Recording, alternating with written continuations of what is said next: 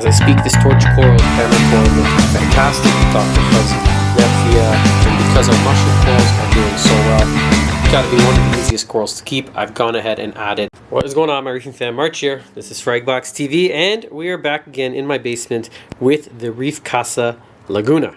Overall, really happy with the tank. It's looking really good. Most of the corals are thriving. As I speak, this torch coral is closed, but it was open earlier. I have a nice collection of little frags that we're going to add. I'll just give you a little update on the tank before I go ahead and start gluing these down.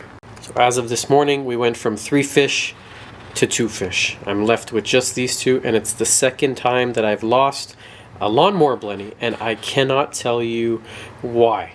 I really have no good reason. He looked healthy. He was eating tank parameters more or less perfect, and so I am just not going to try that fish again. Hammer coral looking fantastic though. Let me share some good news. Frog spawn, perfect. Dr. Fuzzy Nephia, toadstool, all the soft corals, pipe organ, mushroom, couldn't be happier. And the zoanthid garden is really starting to fill in here. I'm feeding them our coral curry every day if I can, if not every other day, and these things are popping off polyps so quickly that I've decided to do another video on how to spot feed and how to build a zoanthid garden in your own aquarium.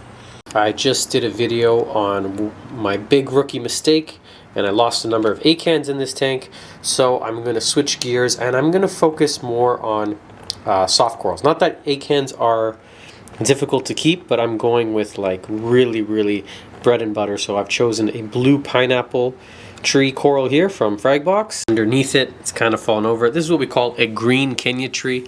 It's not really a Kenya tree. It doesn't grow as fast. It's really bright green, non-invasive, and it doesn't drop babies in the same way a Kenya tree does, but it looks very similar to a green Kenya tree, so that's what we call it. And because our mushroom corals are doing so well, got to be one of the easiest corals to keep, I've gone ahead and added 2 more that caught my eye at the shop. So we have this one here, which is a discosoma, or sometimes we just call it a disco. Not 2, but actually 3. We have 1 more bumpy looking discosoma right in the back there, 1 more a rhodactis. So I have 1 rhodactis already in this tank. How to tell the rhodactis from the discosoma? They have sort of a, I'm going to call it fluffy, kind of like a fluffy appearance. And they have often these little hairs that you can kind of see that are coming out from it. So also very beautiful, but quite different than the discosoma mushroom. As you can see here in this shot, it's pretty much shaded. It's sitting underneath a pipe organ and the toadstool leather, but it's more than happy. They really don't need a lot of light.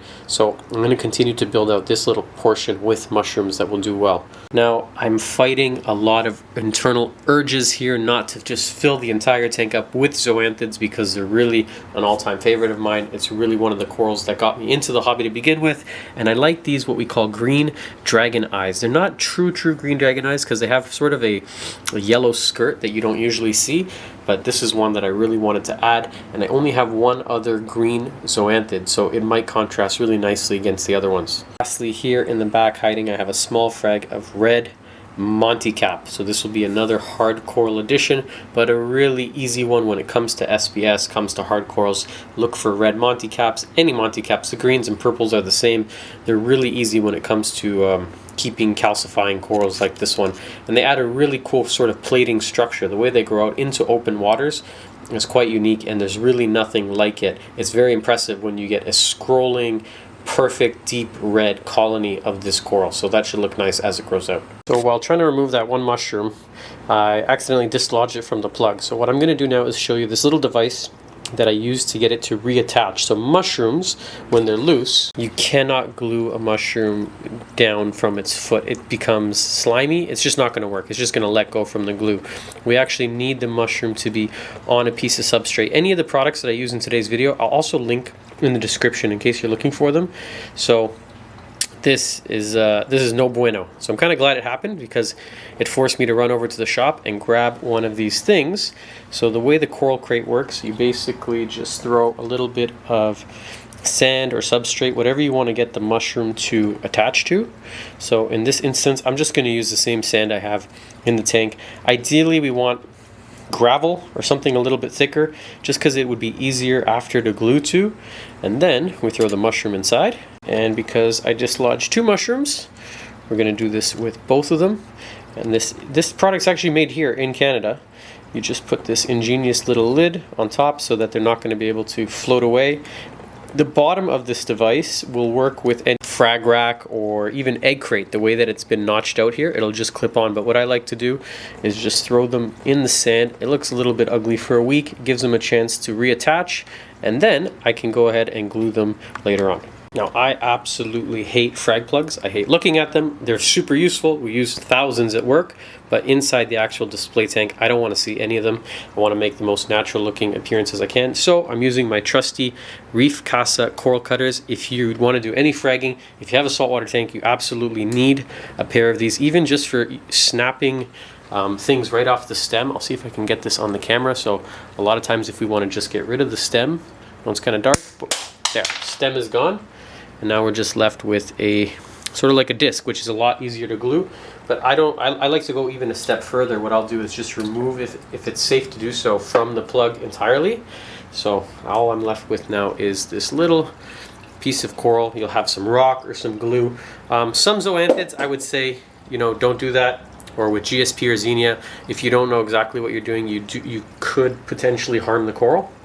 You won't kill it, you're just going to really bother it. You may damage some of the tissue, but I prefer, if I can, just to glue like a small piece like this, because then it's going to look seamless, it's going to go right onto the rock, and I don't have to deal with the unsightly plug. I'm going to see if I can't get that one discosoma to get glued right under, kind of next to the left of that green one, just because these types of mushrooms directly next to each other, they're not going to harm each other, and they are okay really in the shade. I like that spot right there. So I'm using, again, Reef Casa glue. It's called our Super Set. Super sticky, super strong, and it doesn't need a lot. I usually use like a teardrop is what I call it. And boom, that's it. It's stuck. It's good. That actually went really, really well. On the other side, I want to stick the other Rhodactis that we have and just keep building out this mushroom garden. And I kind of like that spot right underneath him. And even though it's in the shade, I can assure you he's going to be fine. He's actually going to swell up really nicely. That's what I expect. So I think I want to go right in there. I like that little nook. So again, just teardrop piece, or sorry, dollop, whatever you want to call it, on the back, on the actual rock, not on the coral. And boom. He's stuck. He is part of our new coral family. I don't have too much going on over here on the right side of the tank, so I think this is where I'm going to put the blue pineapple tree coral. I think I kind of like this spot right here. It sort of has like a natural, sort of inviting me to put it. I think that's going to be it. I think it'll look kind of cool up there. And this is really the easiest piece to frag. All I did was snip the plug around the base. So I didn't want to risk taking it off, because I can see here that it's actually connected to the plug. You can see how the tissue is grabbing on, and if I try to take it off, all I have is that tiny little piece of rubble to work with. This is a lot easier here, and so I can live with that amount of plug. And I'll show you quickly how much glue I'm using. It's really not a lot. As soon as it hits the water, it's going to start to set, so I got to move quickly. So what I like to do is I kind of shimmy it, and at the same time I'm pushing down and I'm moving it. I'm trying to break the glue up and get it into the crevices. I'm not doing the best job right now. I think that'll hold. Let's see. There you go. And as it grows, hopefully downwards, and it will grab right onto the rock, and it hopefully won't move. But the hermits in here are being a little bit destructive. Green Kenya tree, I want it front and center. I really like this piece. I have to stop picking green pieces because I'm just always so drawn to them. And it isn't until like when I really take a look at the tank and go, oh crap, I picked all green. But I'm gonna stick him here anyways, because I just love this coral. Yeah, I like that spot. That's gonna look good. Now when I was talking about carefully removing zoanthids from rock, here's an example. We have some Sunny D's, and it is growing right onto the plug. Without a razor blade and proper precautions, and with, I would say, some serious skill and expertise, it would be very difficult to remove these from the plug and successfully glue them to the rock. I think at the shop with the right tools I could do it, but here at home I'm not going to risk it. I would usually tell customers, don't try and remove zoas from the plug. You're probably just going to kill them. So what I do in this case is I'm going to use, again, my Reef Casa stainless steel cutters, and I'm going to start cutting away from the plug. So I start with the stem, so that's really easy to just get right off, hit the floor. Okay, so now I'm left with a disc, and then from the disc I basically start to cut around and just keep the zoas and make sure carefully that I'm not actually snipping any of the zoas off. So I got to do it off camera just because I'm using a macro lens here, and I can show you as soon as I get this little piece off. That's it. So now what I'm left with is just a tiny piece of rubble, and that's really what I want. This I can glue, and I expect them to quickly recover, and they're going to colonize and grow right over it. So they're just so colorful, and they're so easy to keep, and really like advanced hobbyists, new hobbyists, you can't go wrong with this coral. They come in like unlimited different colors. I'm gonna choose that spot right there. Let's see. Yeah, looks pretty good. I like that. Okay, now le piece de resistance, we have the red Montipora, the Monty cap. Now this is one piece that I have to put a little bit more thought into for a couple of reasons. If it does well, which I expect it to do, it's going to grow quite quickly.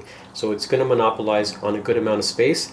And that being said, because of the growth structure, it really grows like a big dinner plate. It's going to shade everything that is underneath it. So you lose quite a bit of space in terms of light real estate. It creates sort of like, it's like a big umbrella. Oh, there it goes. The other thing is it needs a little bit more light. If you're getting a pink color on the Monty, or really light, bleachy looking, it's probably getting too much light. If it's starting to turn kind of brown, it's usually too little light. The flow in the tank is about moderate, so I think just about anywhere for flow is going to be okay. But I'm just thinking out loud here, where would be the best spot to put it? I really like in between rocks because it'll kind of start to come this way. But I have the torch here. I'm finding, actually there is a little ledge back here right behind the pipe organ. That's one potential spot. Off to the side is actually not a bad idea because I'm not really going to fill this in with any corals. We could kind of go maybe underneath this ledge, and then hopefully the frog spawn will grow the other way. Actually, I think I like that. I think that's not a bad spot. Otherwise, over here and off to the side, the light might be too low, and he is going to bump into the glass actually in no time. So I think I'm going to go with, this spot right back here. It's kind of off to the side and towards the back, and then over time it should hopefully come into this section here. And to get it to spiral, you got to hit the sweet spot with light. It'll spiral and actually start to come up vertical, and it creates just the coolest effect. It might be a bad spot actually because the torch is closed and I kind of forget how big it is.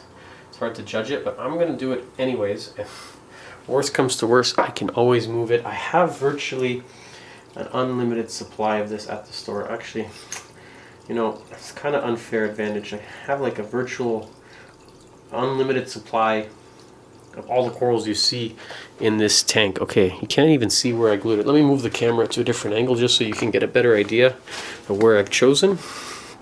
That's not a good angle. Right there.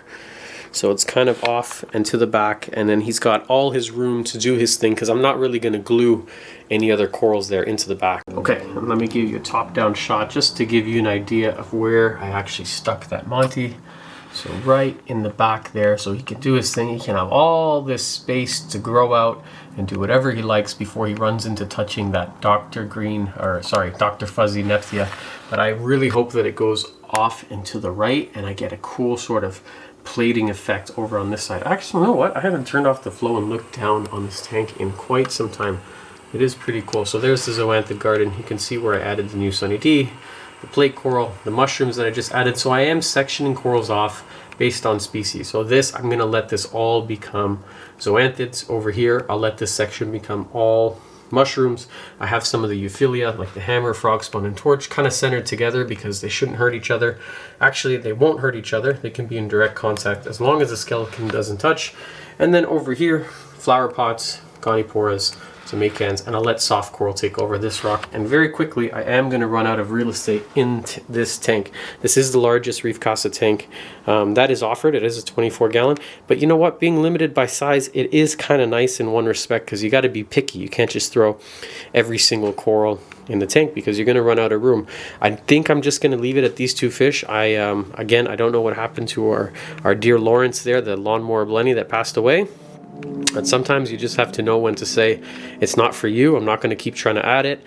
Maybe the tank is trying to tell me something. But anyways, I hope you found this video helpful. Again, if you're looking for any of the products like the coral crate, the coral cutters, the glue, anything at all, I'll try and link them all in the description, or you can always email us and I'll let you know which ones they are. I hope you found it useful, and I hope to see you guys back here on the next episode of Fragbox TV. Bye for now. Often picking corals just on little like variations and nuances, something that just makes it a little more unique than your typical mushroom. I also really like the color. It's kind of like a burnt caramel sort of orange color, and it does have white streaks running through from the end right to the center. So I thought this was a pretty special little piece, and I lied to you guys. Usually they're smooth in appearance, but on this one here, you can see with my macro lens, they actually have some really funky bumps, and I'll try and focus on where I see the potential for it to bounce. Right there in the center of your screen, there is a vesicle I see forming that hopefully with time, this can become a bounce mushroom.